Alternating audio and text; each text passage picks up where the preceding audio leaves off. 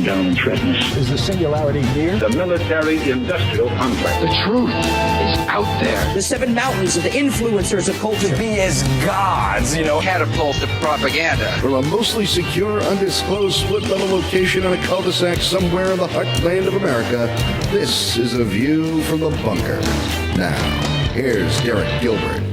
The Apostle Paul told us that we wrestle not against flesh and blood, but against principalities, powers, and rulers of spiritual darkness. And there are some things in the news of late that point to the existence of intelligent evil. Welcome to A View from the Bunker. I'm Derek Gilbert. Thank you for listening at VFTB.net or watching at youtube.com/Derek Gilbert. We're going to talk about some darkness in the world today. It is kind of blown up in social media here in recent weeks, a particular incident around elites in Washington, D.C., but as we have focused on this, it seems to me from some contacts with friends of mine that maybe we've forgotten a few things that have happened over the last 10 or 15 years that are even darker, if possible. Today we talk with a researcher who is putting a lot of this information out through his YouTube channel. He is the host of the Face Like the Sun YouTube channel, also the podcast Canary Cry Radio, Canary Cry News Talk with his co-host Basil, and director of the multiple Telly Award-winning documentary film Inhuman, The Next and Final Phase of Man is here, our friend Gonz Shimura. Gonz, thanks for taking time out of your schedule for what is going to be a dark topic. Yeah, it's unfortunate that we have to come together to discuss this kind of thing, but it is important to talk about. But I appreciate you inviting me on. Yeah. Now, the topic, of course, is one that's gotten a lot of attention in social media lately, and I've received some emails asking why we haven't covered it yet on Skywatch TV, and that is, of course, the allegations of child abuse and pedophilia around a restaurant in Washington, D.C. called Comet Ping-Pong or Comet Pizza. It's attracted the hashtag Pizzagate on the web, and there have been a lot of allegations that have been made. I can see that your dog's not very happy about all this either. Yeah, well, it's okay. I'm Sam, sorry. It's a side note. Yeah. No worries. Sam would be growling here, and we've through 11 years of podcasting, people heard an awful lot of Sam and then his predecessors, Belle, Gretel, and Murphy. So no worries. Well, we used to have two dogs, and we just lost one. So he's, I'm trying to keep him around a little bit closer. He's lost his pack, and that's a hard thing. Yeah, for that's tough. Kids to do. We treat them like kids, and kids are really the topic of what we're discussing here. I mean, you're a stepfather and soon to be a father. I'm the father of a young lady who's in her mid-20s now. But while she was young, there was a case almost walking distance from us of a 6-year-old girl who was abducted going from her house to a friend's house just a few doors away, and was found finally stuffed into a culvert. But pedophilia is a crime and a sin that, from the enemy's perspective, continues to bear fruit long after the actual act, because these damaged children grow up to be damaged adults who then go on to damage other children. There was a story from Norway this past week of 51 men who were arrested in a sting there, and some very dark things. One man caught chatting with other friends on the dark web, which viewers, listeners, if you're not familiar, that's the part of the internet that you can only get to if you really, really want to get someplace where authorities can't track you. Telling his friends through this network how he was waiting for his child to be born by his girlfriend so that he could begin to sexually abuse the baby. Now, I've been watching the Pizzagate scandal, and I haven't really replied to anybody who's asked me yet whether we're going to address this on Skywatch TV. And at this point, I would say no, we are not. And here's why. While there are a number of very curious and disturbing bits of circumstantial evidence here, I haven't seen anything yet that ties any victims to what's happening around, or what may be happening around Comet Pizza. There's certainly some signs that things are not quite right, but until there are victims or specific pieces of evidence that can tie certain people to certain acts, I tend to be very cautious about leveling accusations or allegations of criminal activity. And there are some things that we'll talk about over the course of the next 45 minutes or so that will maybe remind folks of some things they may have forgotten, where there are victims and there is evidence And not only that, but evidence that investigations were quashed by people in authority. So you've done more digging into this than I have. What are some of the biggest signs that there may be fire behind all this smoke regarding Comet Pizza and Pizzagate? Yeah. To start off, you're right that a lot of what people are gathering through social media and, looking at their Instagram accounts, there's enough suspicion there. Anyone who's got a reasonable approach to morality might see some of those things and say, but it can be brushed aside as taste in art or whatever. There's nothing that would incriminate them. Right. And that's a bigger discussion in terms of it seems to be not a cover-up per se, but there seems to be something going on where anytime someone blows a whistle on pedophilia and this kind of act, the authorities seem to be in on it at some point, and it just goes away. It's very bizarre, and I guess we'll get into some of that in the history of some of these things that have been out there. But I think it's hard to tie it into a specific person because, again, there's nobody. Mostly the victims, if this is true, are children. And if some of the more wild allegations are true, they are being killed. So it would be difficult for anyone to come out and say, you know what, I was at Comet Ping-Pong a few years ago and I was molested or whatever, that kind of thing. If some of the allegations of the darkest of the darkest reports are true. Now, when you say killed, you mean the allegations are being squashed and not the kids are being killed? Well, no, the kids are being killed. Oh, okay. The kids being killed. That some of the reports suggest. Again, these are sources that we can't verify for sure, but some hacked documents, things like that. So in other words, no bodies yet that anybody can point to and say, okay, all right. Right. But, again, I want to be very clear to people who are listening here or watching that I'm not saying that nothing is going on here. I'm just saying that the level of evidence yet, in my view, hasn't risen to a point where we can start accusing specific people of specific things, which I have been seeing. We know that such and such has been doing so and so. Well, no, we don't. Right. But let's review the evidence, because in terms of the artwork of the Podestas, John and his brother Tony particularly, who is the collector, some of the pieces of artwork are really disturbing.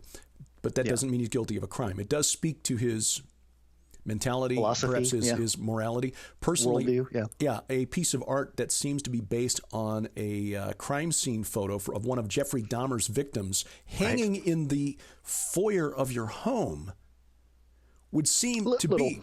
Yes, that's I think raise suspicion. Twisted is not too strong a word.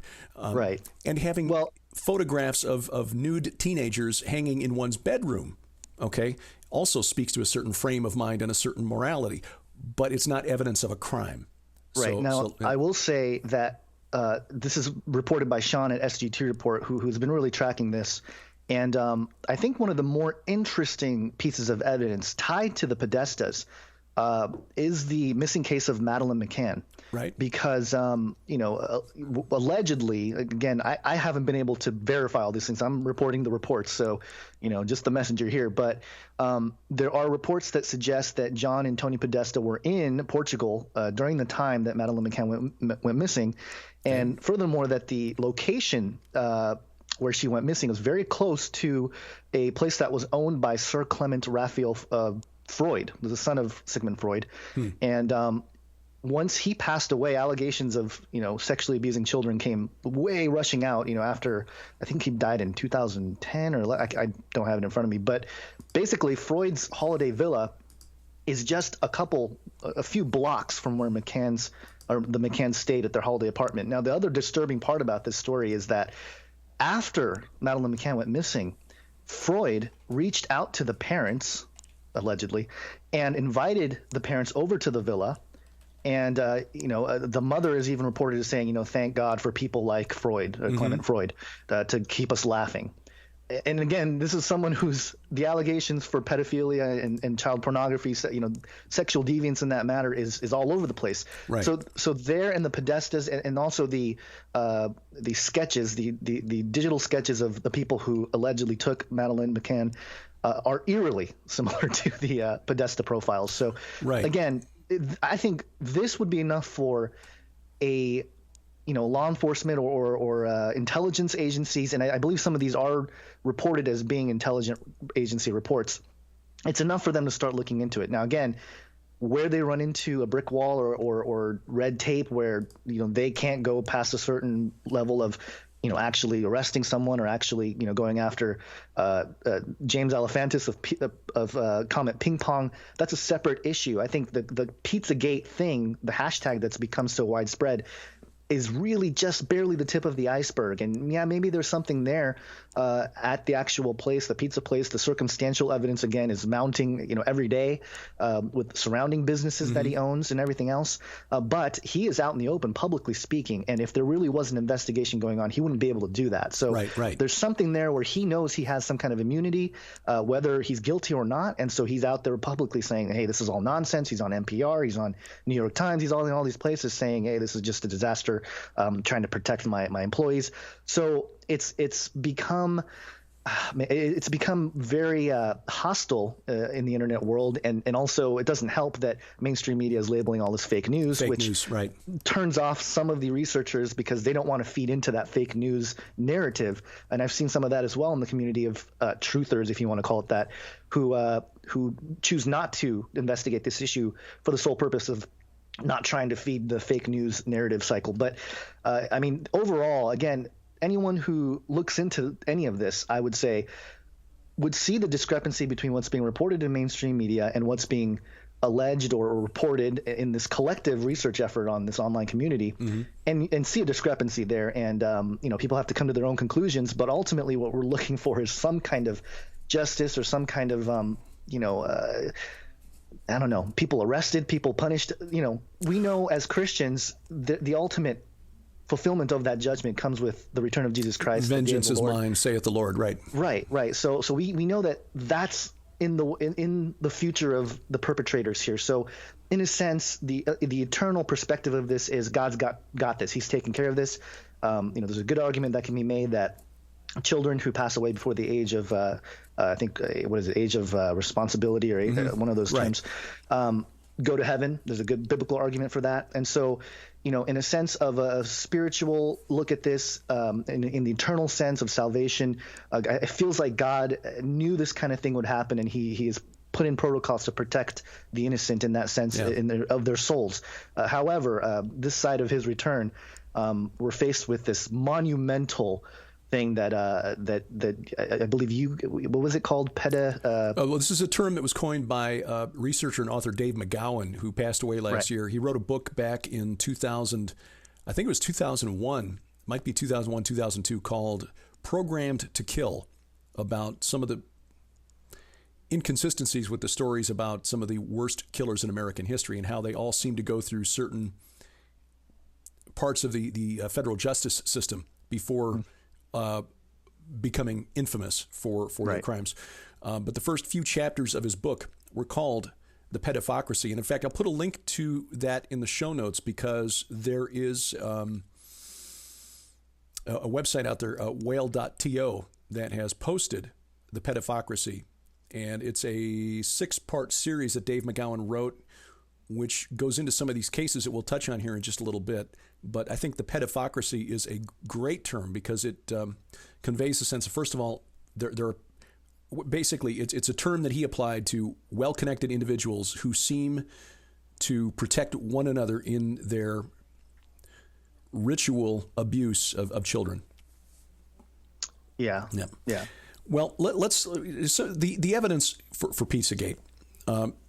Now, again, this is something Sharon and I talked about because, again, we've been aware of organized pedophile rings for quite some time. We talked a lot about the Franklin Credit Union scandal, which we'll touch on here in a bit, in Omaha, Nebraska. She lived in that area about the time that this was going on. We talked about the Finders and the CIA. We talked about the McMartin Preschool, which was part of the whole satanic panic, so-called. We talked about there are a number of these cases that go back just within the last 15 years that are jaw-dropping when you realize that very few people were ever prosecuted in these cases where there was a lot more evidence. And again, I want to stress this, actual victims of abuse, which we've not yet seen with the Pizzagate scandal. The evidence in this Pizzagate, Comet Pizza thing, it seemed to me, is predicated on a certain interpretation of graphics, symbols, logos that are attached to Comet Ping-Pong and other businesses that are connected to James Alefantis. which again might be, which might indicate participation in these organized pedophile rings, but might just be an unfortunate coincidence. Sure. I saw that, in one particular, one logo connected with his business, after the hashtag Pizzagate began trending in social media, changed the logo. And of course, that was taken as evidence by some that, well, see, this proves he's guilty. Well, not necessarily. I mean, another plausible explanation is that if you or I, Gonz, were doing something on the web and we had a logo that we thought looked cool and attached it to our website, and people said, hey, don't you know that's the international symbol for, strangling puppies? Like, oh, okay, well, what would you, we'd change it. Right. So it's possible that this is just, and there are there are people who've accused us at Skywatch TV of being being Masonic because we use red and blue in the set. Right. Yeah. Well, yeah. That kind of stuff always is. It's easy to spin stuff into whatever. Right. And I'll let you finish your point there. But my point is, I'm not trying to say that nothing is going on here. I'm just saying that until we can come up with an explanation that seems probable, and that there's not another plausible explanation here, we maybe need to keep the door open that maybe this is just smoke without a fire. But let's consider, what is the evidence? What is the smoke here? What are these symbols and logos, and why are people making such a big deal out of Pizzagate? Right. Well, I mean, I think the outrage itself of the allegations gets people riled up. Obviously, when there's innocent children involved, you don't have to be a Christian. You don't have to, have any kind of spiritual game in the fight. And you want to fight for justice. You want to fight for the protection of the children. There's a reason that guys who are convicted of those crimes don't do well in prison. Yeah. Even the other convicts. Right. There's a line that's drawn. Yes. Yeah. Right. And to that point, I mean, again, the evidence, so many circumstantial pieces of evidence surrounding James Alefantis' social media, and that's been kind of the big focus of all this, is not just him, but the people that were going to comment Ping-Pong, the kind of bands that were playing there, the video clip of one of the performers talking about some of the things they do, and then somebody yelling out, oh, and even children, and oh, we have our preferences, and very creepy stuff. So, it's hard to say that they're at least not into it. Okay, maybe there's no victims, but they're into that kind of thing. They're into that culture. Yeah. Even the one of the reports has been that the Instagram handle that James Alefantis had as Comet, I believe it was like Jimmy Comet or Jimmy something. It was a picture of a statue of a Greek figure, and the research was done. It was Antinous, who was a favorite lover of the Roman Emperor Hadrian, and this was accepted. Pederasty,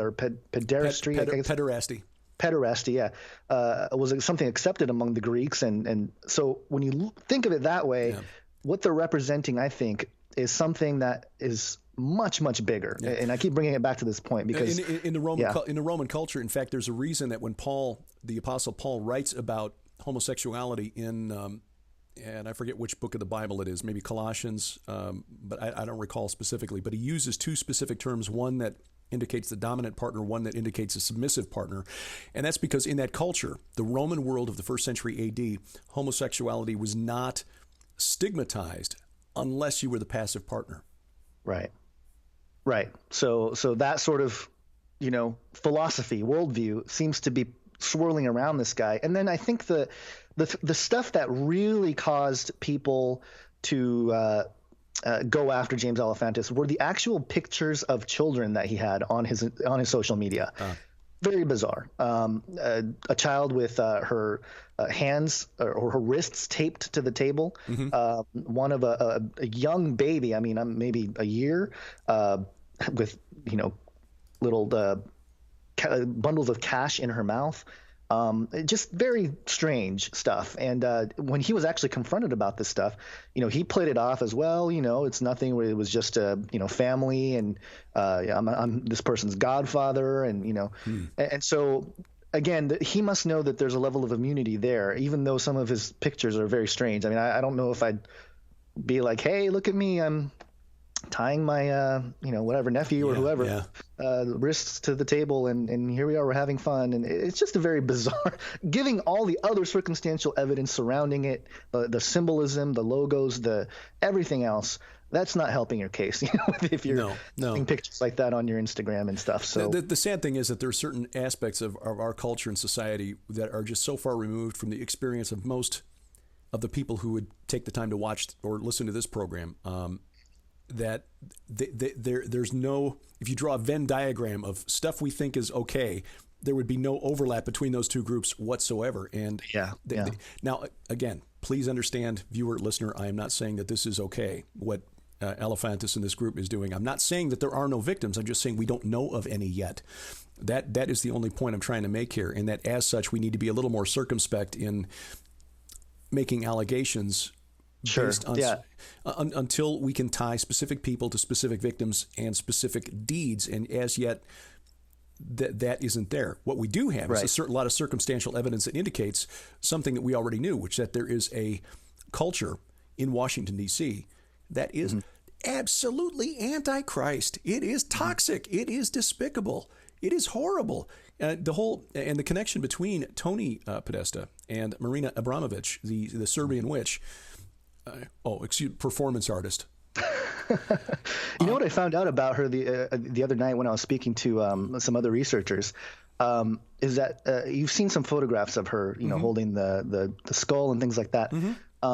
Put that on Skywatch TV. Yeah, it's been reported that she's approaching the age of 70. Right, she is. So, maybe there's something to the rituals that's keeping her young, which is it sounds ridiculous. Well, that may be an old picture too. We don't know.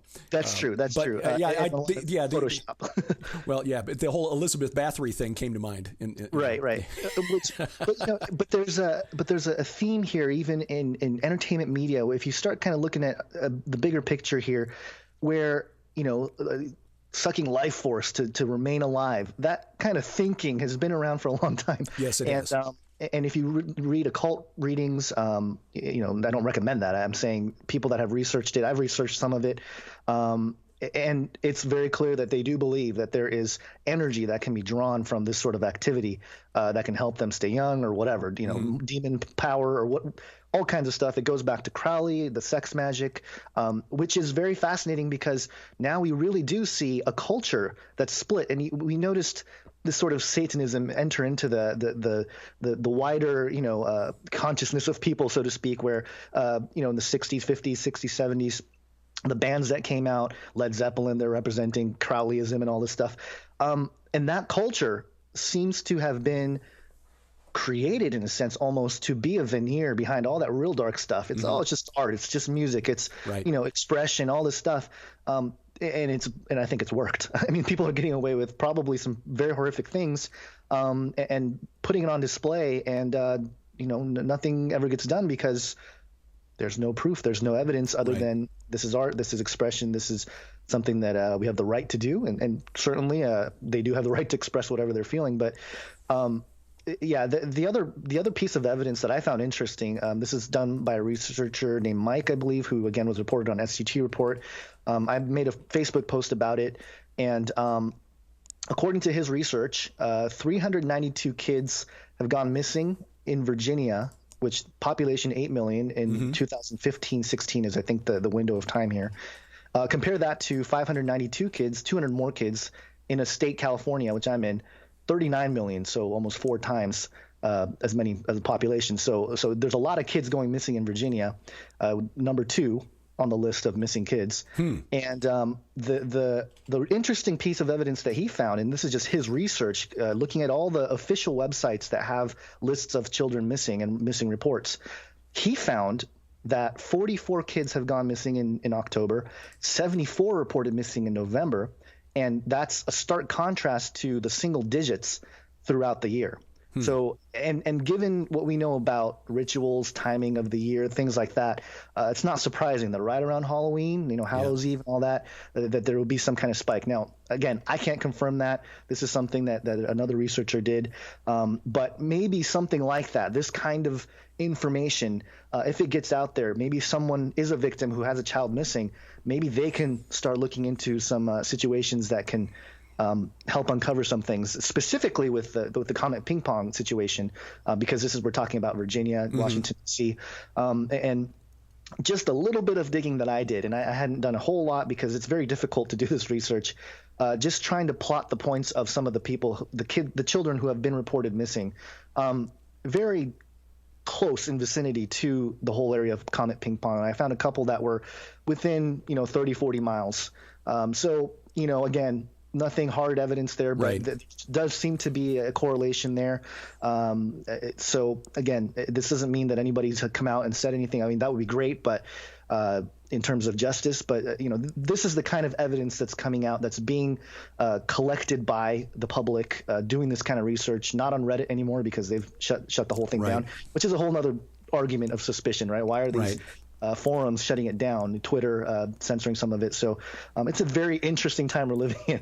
The fact that the people who run the website might be held accountable for some of the things being put out there, and some of what's been put out there could constitute libel.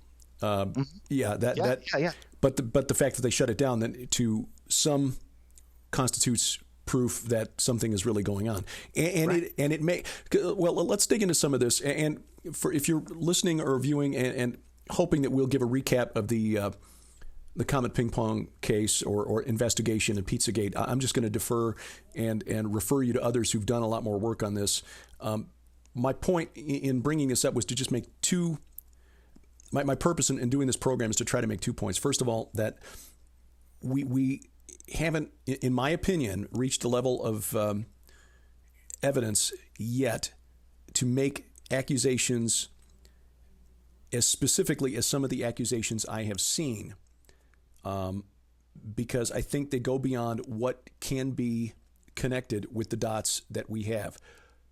But having said that, there are cases within the recent past that do meet that threshold.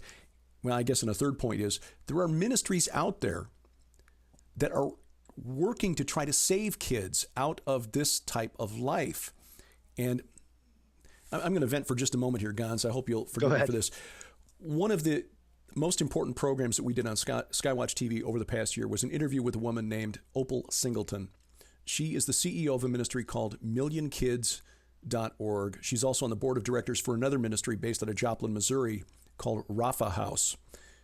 Rapha House tries to get kids out of child prostitution. MillionKids.org works specifically to try to get kids out of sex trafficking. She trains law enforcement agencies around the country. She speaks at churches, conferences, and so forth. We did half a dozen programs with her. One that we aired on our network programs for Skywatch TV. We did a couple as web exclusives. Sharon did an interview with her for Skywatch Women. We posted a couple as daily news updates. I compiled some of those into View from the Bunker programs and posted those. Those were among the lowest viewed programs we had all year on Skywatch TV. She is working with actual victims, kids who are missing, kids who've been recovered but are now damaged for life because they've been pulled into this. And my point to you watching this now is that this is reaching into your home. This is reaching into your home because predators, not necessarily connected to the Democratic National Committee, but predators are reaching into your home through social media apps that you don't know are on your kid's phone or your grandkid's phone. I'm pretty savvy when it comes to the internet. I mean, Sharon and I met over the internet back in 1997 when only 20% of America was online. So I've got a pretty good grasp of what's going on online. But when Opal was telling us about the apps that kids are using to connect and that predators are using to reach into the bedrooms of our children because they all go to bed with a phone and we parents don't have enough courage to take them away at night, we're letting kids talk with people in their bedrooms at night that we would never let into our homes. And Opal Singleton is out there working to rescue kids from this, to coordinate efforts with police to investigate predators. And when we put those programs out there, they didn't get a quarter of the views of the shows about giants or UFOs or demon fairies. Not that I'm belittling those topics, because I think those are other aspects of the workings of the enemy. But here we've got somebody who is working on hard evidence with actual kids who are missing, who've run away, who are living on the streets, who are being bought and sold like commodities. And frankly, it didn't seem like anybody cared. Well, I'll tell you this. When I first heard some of these topics on, I believe it was PID radio several years ago, I remember thinking, whoa, this is really out there. Like, this topic doesn't feel like it fits with all the stuff that you guys are talking about. It wasn't until much later that I realized, oh no, this is almost the dark underbelly that no one wants to talk about. This is the heart of it. The real dark stuff. And when I started to realize that how closely tied this is to the whole idea of a globalist regime and all the stuff we talk about, there's a reason why they're able to kind of control people, and it's not just money. I think there's a lot more nasty, dark stuff going on that allows them to use people really, right, to the point where, and it's a spiritual thing in that, people find themselves in situations, they're born into situations that, maybe their parents are involved with some people that maybe they shouldn't be. Maybe there's bribes done. I don't know. I don't know how these things exactly work, but from what we've known with certain stories and things that have been reported, this can happen to anybody. This really could happen to anybody, and that's kind of the point here with the comment Ping-Pong. And James Alefantis coming out and saying, "Hey, we're a well-respected neighborhood pizza place." And I'm sure that the people that work there, the food there, and the community really respects and does respect that place of business. You know, I don't doubt that. So that's, and the other part of it, to your point earlier, people, I think, jumped on the allegations that were out there and made threats on social media. Right. That's when the discrediting of the community of trying to do research was done there. I don't think it was necessarily that we're talking about. I think it's people coming out social media saying, we're going to come over there and kill you and all. And that kind of stuff is completely uncalled for, and it really does discredit the whole thing. And at that point, you get into the same, you lower yourself to be in the same category as the LGBT activists that wanted to torch the pizza joint in this small town in Indiana that said, well, we'd prefer not to cater a gay wedding. Right. Not that they'd ever been asked to, but they, so, but these things do happen. And that is my point, is that there are investigations out there. And we're going to touch on a few of these just to familiarize viewers and listeners in case you're not aware. There are some higher profile ones, but I want to start with one that Sharon stumbled onto a couple of years ago. And this is on the Channel Islands off the coast of France, Jersey Island in particular, which is a small little island with population of less than 100,000. I should be better prepared for this, but there were investigations that began in 2007, 2008, but the charges were that hundreds of children going back decades had been abused by groups of pedophiles. Finally, police narrowed it down to 18 key suspects in the investigation. But some of the charges were, kids being tied up for days, being sexually abused, just a number of other charges that were made, but not much that came of it in terms of the investigation. Another high-profile case that came out last year was the Jimmy Savile case, who was a very popular performer in the UK.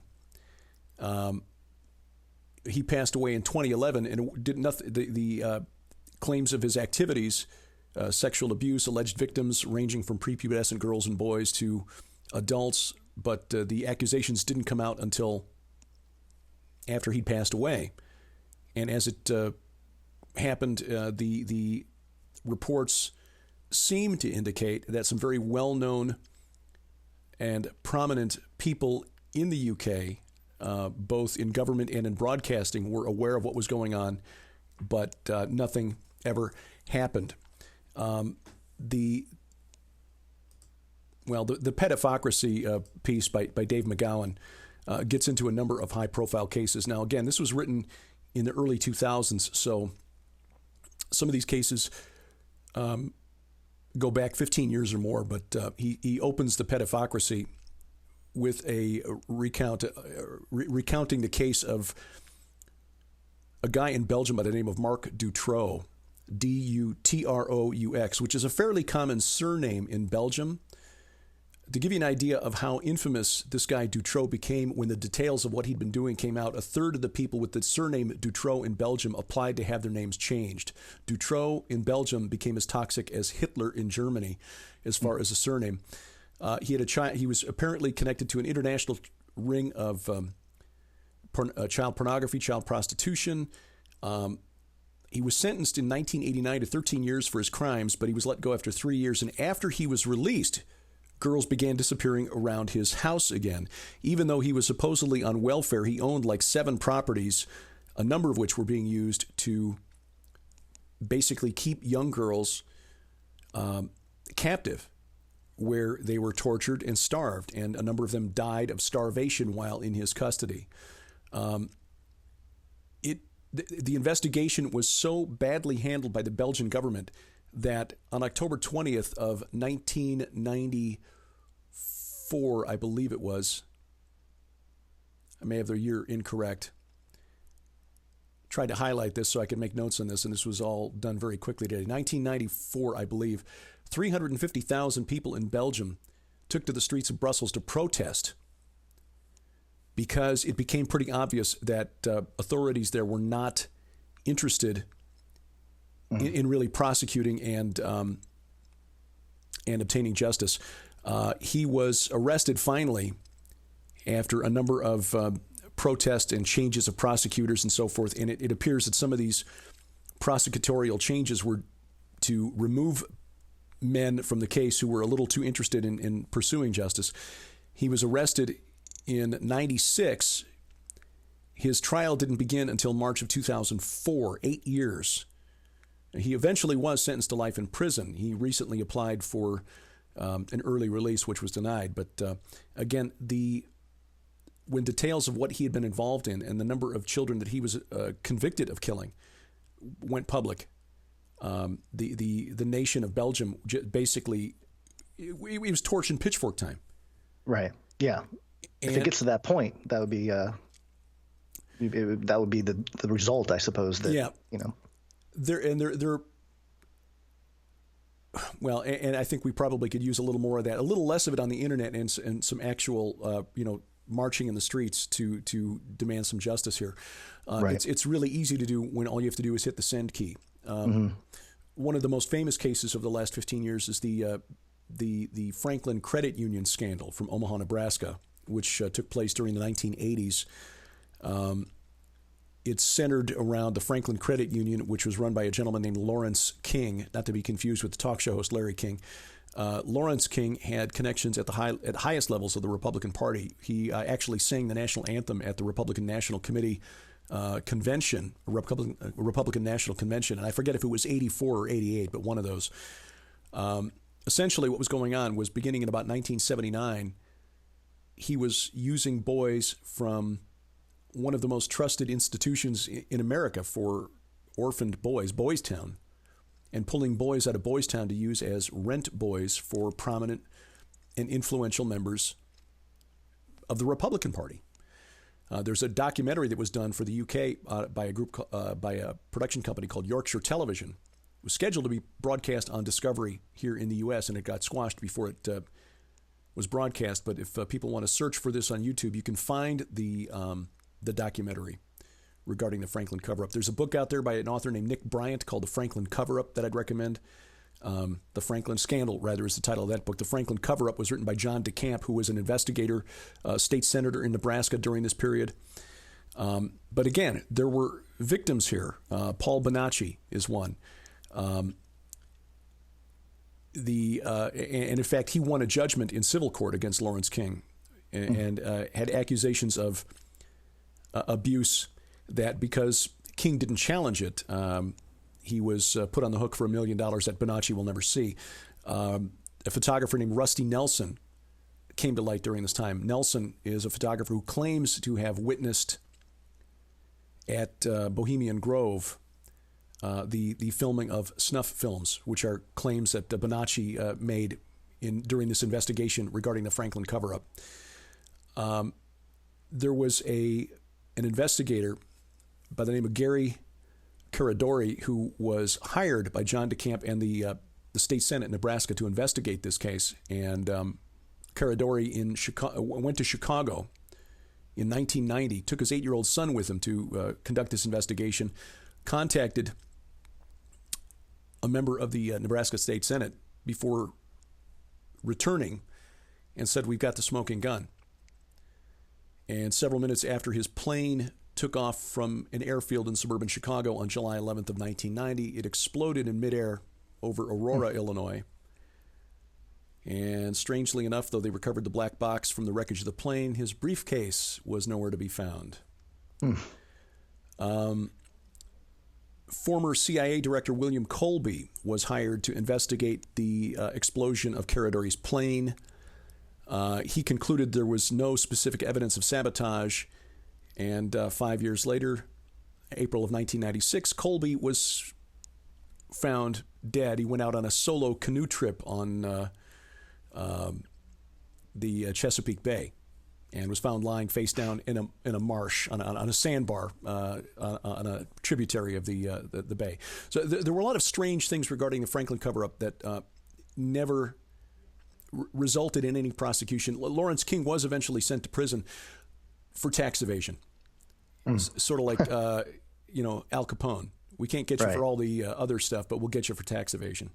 Yeah. So anyway, there are other cases out there like that. One of the strangest was the Finders, which was a case reported on by the Washington Post in 1987, where 2 men were arrested in Tallahassee, Florida, with 5 children in their possession who were dirty, hadn't been bathed in days, didn't seem familiar with common household items like telephones, told investigators that they were only allowed to eat as a reward for good behavior. When police asked these men what they were doing with these children in this van, they said that they were teachers and they were taking these children to a school for exceptionally gifted children in Mexico. They were apparently connected to a Washington-based cult called the Finders. And when Washington Metro Police raided a warehouse in Northeast D.C. connected to the Finders, they found color slides, photographs, photographic contact sheets showing naked children involved in cult rituals, bloodletting ceremonies, photograph of a child in chains. They also seem to be they found telex messages between a computer terminal at the warehouse and others from as far away as Moscow, Hong Kong, Malaysia, North Vietnam, North Korea, London, Germany, and the Bahamas, basically placing orders for children.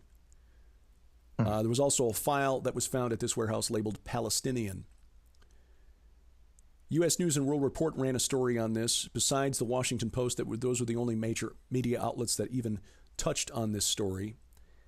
But here again, you had a clear case where there appeared to be victims. There was physical evidence that was collected that indicated not only pedophile activity, but serious physical abuse and satanic cult ritualistic abuse. And yet, when D.C. police began to investigate, they received a stand-down notice from the CIA saying that this is a matter of national security. The CIA connection to the Finders, something else. There are other stories out there that are just as bizarre. The Hosanna Church case in Chapatoulas Parish, Louisiana, which was the inspiration for the first season of True Detective on HBO. The cult activity was documented, but it was not brought into the case because police and prosecutors didn't want to go down that rabbit trail and perhaps not get a judgment from a jury, even though they had a confession from the guy who led the church of child abuse. So again, there are a number of other cases out there. We could go on and on for the rest of this program for this. My point in bringing all this stuff up is that there are cases out there over the last 15, 20 years, and going back further, I'm sure if we really wanted to look into it, that there is hard evidence and evidence that these investigations were squashed, derailed, or sidetracked into. In the Dutroux case, there were some allegations that high-ranking members of the Belgian government were involved in what they called pink parties. And that Dutroux and 1 or 2 other people may have been thrown to the wolves as scapegoats. Scapegoats, right? Yeah. Let's send the goat out there for Azazel, and everything will go away. So I don't have any doubt in my mind that things like this happen. And again, there's some circumstantial evidence around some of the players connected to this Pizzagate scandal that speak to a mindset that I find disturbing and troubling. Sure. Yeah. But I just hope that as investigators go forward, they'll be a little more cautious about throwing out specific accusations about specific people until there is evidence that can be, linked to. And that means necessarily that if there are forces behind the scenes working to cover things up, some of this evidence may never come to light. Right.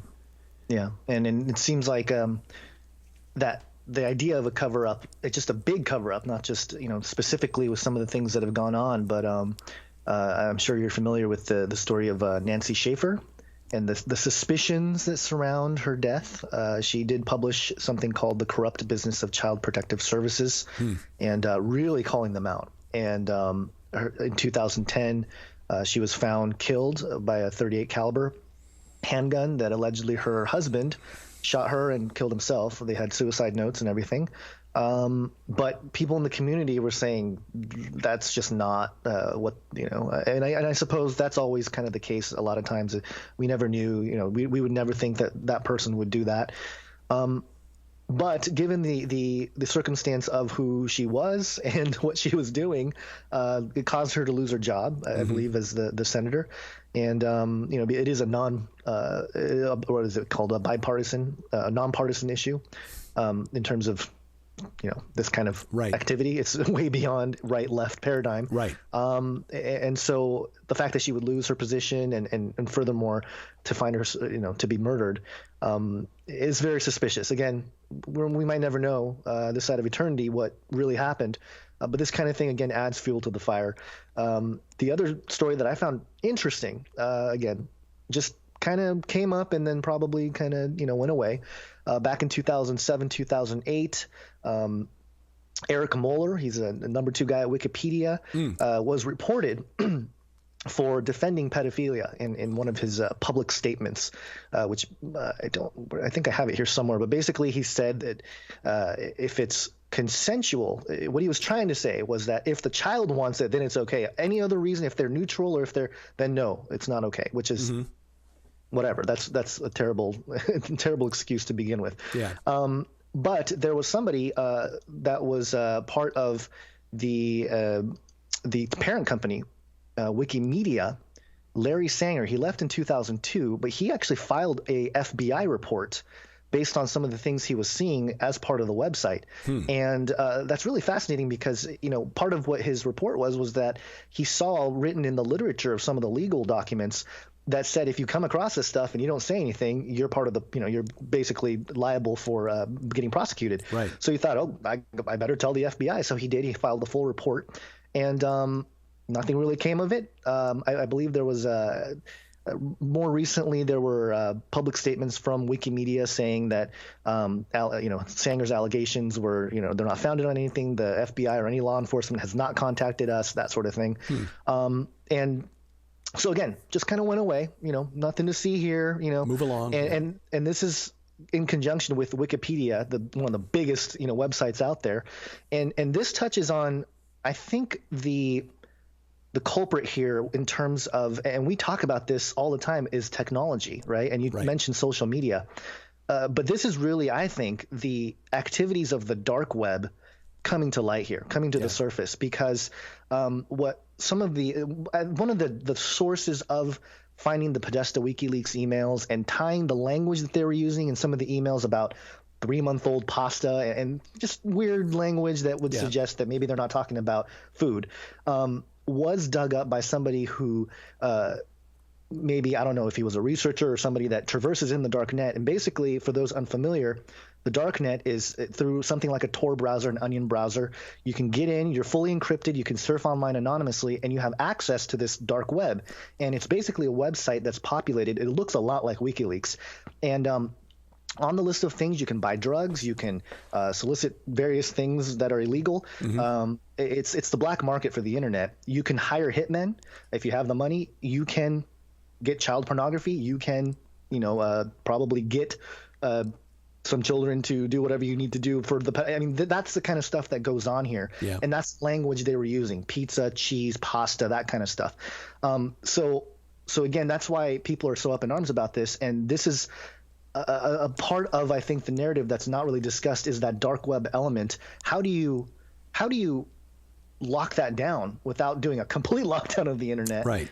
And that's it's almost impossible to do in some sense because of the ability for, your normal network engineers and stuff like that to build servers and to, create that network on their own, and encrypt it so that not just everyone can, visit that. And interestingly enough, this is a discussion that I'm having behind the scenes with some people in the Christian community saying, how are we moving forward? Is this a possibility of creating our own sort of dark net, not dark, maybe call it light net. Yeah. Yeah. But just a way to protect the information because there's a censorship that seems to be coming. But those are different conversations. But the thing that's interesting is that dark web coming to the surface because, there's been a lot of reports on it. There's been some news reports on it and stuff, but I don't think people realize how easy it is to access this stuff, how pervasive it is. And again, this goes to, really knowing what your child is doing on the internet and things of that nature. You just don't know. And all those fears, right, that are rightly part of our culture now. Like we always joke about how when we were kids, we would just play outside out here in Southern California where I grew up. Right. We'd play outside with my friends all night long. The street lights would come on, and it wasn't until my parents would, tell me there's food or something that I'd run inside. And we see it in pockets of neighborhoods and stuff, but we really don't see it as much anymore. No. And it's something that I think permeates all of the culture here in America, but none of us really want to talk about it because it's so taboo and weird. That when there's a real obvious case with hard physical evidence, that's when things go really public, and I think there are people that get persecuted. Obviously, there are reports. I think there's a Florida story of ironically a pizza delivery guy who was trafficking in child pornography who was arrested, and so that kind of stuff does happen. There's justice that seems to be served at some level, but the bigger network, right, deep underground web of just corruption. This is something that, again, I don't think if we are to ultimately tear this thing down, on our own, with our own hands, so to speak, it would pretty much crumble civilization, in my opinion, because all the leaders, the politicians, the bankers, there's a lot of folks involved in that sort of culture. SGT reporter, I keep mentioning him because he's done great work, but he had a video called Things Just Got Darker Than Eyes Wide Shut. And it's true, Eyes Wide Shut. Hey, at least they were consenting adults in those rooms with those masks. Yeah. We're talking about something a lot worse here. So, right. Again, even Hollywood, the level of corruption that people are seeing now is so deep that I think a lot of people are easily turning a blind eye to it because this is just too dark and nasty to talk about. But I go back to Ephesians 5:11, that have nothing to do with the fruitless deeds of darkness, but rather expose them. And then I always cite verse 12 right after, which is, for it is shameful even to speak of the things they do in secret. And this is absolutely the case here. And but we do have a duty to kind of expose the things that are true, be a guiding light in all this stuff, because there are people that take it really far and start pointing fingers. And, the threats and stuff like that is not what we want. We don't want any false accusations. The hope is that we, by promoting the ministry like you did, that we can actually, from the ground level, grassroots level, prevent this kind of stuff from happening. And that's by informing, your fellow community, your family, and that kind of thing. Those are the things we can do to really make a difference. And I think hopefully that's the message here that gets delivered in the bigger picture, is not so much let's take down Comet Ping-Pong or James Alefantis, but more so how can we protect ourselves, our families, because this stuff's real, it's pervasive, and Lord willing, some of that can come true where kids are protected and we do become salt by preventing the decay and share the light with the truth. So. Amen. That's a perfect way to close it out. Gonz Shimura is the host of the Face Like a Son YouTube channel. Excellent content there, and he posts multiple times a week. And of course, Canary Cry Radio, Canary Cry News Talk, two of the podcasts I make a point of listening to on a regular basis. Gonz, thanks very much for taking time out of your schedule today. And when we talk next, let's make it on a happier, lighter topic. Sure. Sounds good. Check the show notes at VFTB.net or look below if you're watching this on YouTube, youtube.com/Derek Gilbert, for a link to the Face Like the Son YouTube channel. Also going to put a link in the show notes to the article that I referred to, actually the long It's almost an online book, and in fact, it is the early part of a book that Dave McGowan later authored under the name Programmed to Kill, but it's called The Pedophocracy. You'll want to read through it because it documents, with a lot of footnotes, mainstream media sources, what we've been talking about in terms of the finders and the Franklin case and Marc Dutroux and other cases that date back to into the 80s and 90s. I didn't even really get into the McMartin Preschool case. And that's significant because there's a name that pops up in the McMartin case that also appears in the Franklin case, which is that of Michael Aquino, Lieutenant Colonel Michael Aquino, retired U.S. Army and founder of the Temple of Set. Set, of course, was the Egyptian god of chaos, the storm god, god of the desert, god of foreigners, equated during the time of the Hyksos, this would be 19th through 16th century BC, with the god Baal. But perhaps more significantly, Set was equated with the Greek god of chaos, Typhon, who was the most dangerous, basically the most dangerous creature in Greek mythology, just very nearly took down Zeus. Typhon was the inspiration for a series of magic developed by Kenneth Grant, who took over, basically built on the occult system developed by Aleister Crowley. Crowley, his work was based on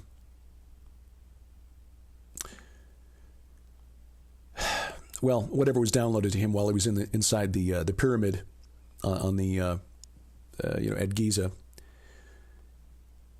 Grant worked on that and developed it into what he called a system of Typhonian magic, built on Crowley's Thelema system.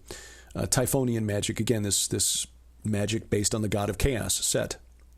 And interestingly, that is also the name of the temple, the name of the religion founded by this occultist, Satanist, if you will, Michael Aquino. It is disturbing, it is dark, and you can tell that I'm not my usual self in talking about this. And in part, it's because I see a lot of outrage on the web regarding what may or may not be going on in Washington, D.C. circles connected to the proprietor of Comet Ping-Pong. I think some of this, to be quite honest, came out of the very acrimonious presidential election we just came out of. A lot of people wanted to find a way to connect this to high-ranking members of the Democratic National Committee. Just remember that going back 30 years, the Franklin cover-up did exactly the same thing to high-ranking members of the Republican National Committee. This is a nonpartisan issue, as Gonz rightly said. There are wealthy and powerful members of all parties and stripes who are making a regular practice of using children for their own personal pleasure, and then beyond that, the principalities and powers behind them taking advantage of this to twist the spirits and souls of these young people so that they continue to work damage on future generations. And I think one of the reasons I get a little upset about this is that not only because allegations are being tossed about, in my opinion, rather carelessly. They may be true. We just don't have the evidence yet to make the kinds of accusations I've been seeing. But because when we tried to present ministries to people that are actively working to help children who have been abused in this way, those programs don't get anywhere near the attention on YouTube or on our Roku channel as programs dealing with topics that are more sensational. And again, I'm not belittling the discussion of fringe topics because I've been making a practice of doing this for over 11 years. We've got a body of research. I don't even know how many podcasts we have out there now. This is View from the Bunker, episode 353, 355. I've lost count. But that doesn't include the ones I didn't put numbers to from the prophecy conferences and so forth. dozen and a half, 2 dozen at each of those prophecy conferences. We're probably well over 400, maybe close to 500 here on A View from the Bunker. Probably an equal number on PID Radio. Plus daily reports now for the last year and a half on Skywatch TV. So if you're unhappy with the message that I'm giving you here because you don't think I'm seeing the big picture, I assure you I am seeing the big picture. I acknowledge that this goes on. But when we try to present people like Opal Singleton, actively working with law enforcement to get kids out of this situation, to save them from this, and to educate parents on how to protect our children and our grandchildren, because this doesn't just happen somewhere else. This doesn't only happen to other people's kids and grandkids. This is happening in our homes. This is happening to our children and our grandchildren. And it's easy to get on the web and throw up some stuff on YouTube or Twitter or Facebook. Opal is out there doing heavy lifting. And when we tried to direct some attention her way, people yawned, ignored it, and clicked on videos that are making wild accusations without sufficient evidence to back them up.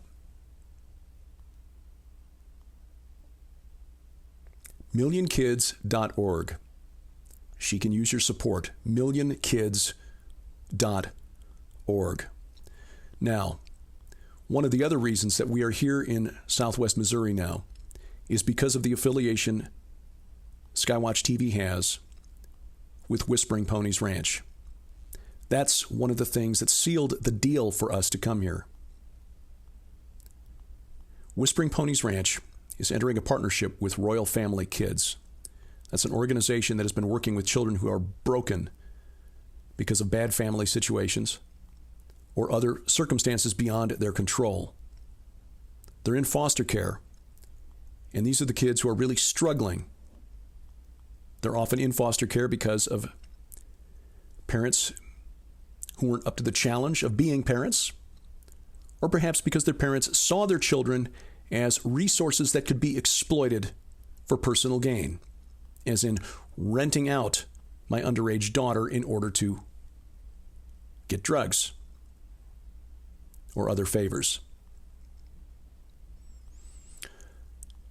The therapy animals, the therapy horses at Whispering Ponies Ranch will be used to make connections with these children. Royal Family Kids works through the summer camp system and trained staff to establish bonds of trust with these children and show them that there is a different model for the family unit than the one that they've had to endure to this point in their lives. And I am proud to be a part of what we're doing at Skywatch TV and what Whispering Ponies Ranch will be doing in 2017. So if what is happening or may be happening with children around the world, we know that children are being exploited. That's why Opal names her ministry MillionKids.org. That's about how many are being trafficked right now here in the United States. If you're angry about that, do more than just post a tweet with a hashtag. MillionKids.org. Support her work or support what Whispering Ponies Ranch is doing in 2017. And if you watch Skywatch TV, you'll find out very quickly how you can be a part of that. Or log on to skywatchtv.com and support the therapy horses that are there. Because the kids who are afraid to let an adult near them because of their experience with adults in the past. Not every adult who's come into their lives has wanted something from them. But these horses that stand 2.5 feet at the shoulder have no agenda other than getting their nose scratched. And when they see that they can establish that trust with the animal and that the animal has trust with the trainer, doors begin to open. So yeah, we want a day of reckoning for those who are involved in trafficking children and abusing children. Absolutely, we want a reckoning. But you know what? This kind of thing has been going on since the dawn of time. And we may not live long enough to see everyone engaged in this behavior punished, not in this lifetime. But the scriptures tell us Vengeance is mine, saith the Lord. He will repay. If you're watching this and you accept that the Bible is in fact the Word of God, that God is real, and that He is true to His promises, take that as comfort. Maybe small comfort, but it's comfort. Because a day is coming when all of those who have hurt others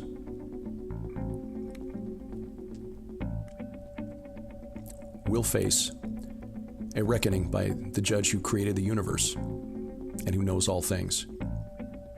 Their actions may be hidden from us, but they're not hidden from Him.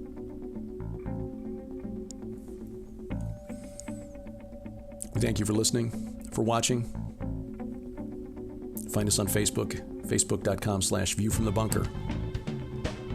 We wrestle not against flesh and blood. I'm Derek Gilbert, and this is A View from the Bunker.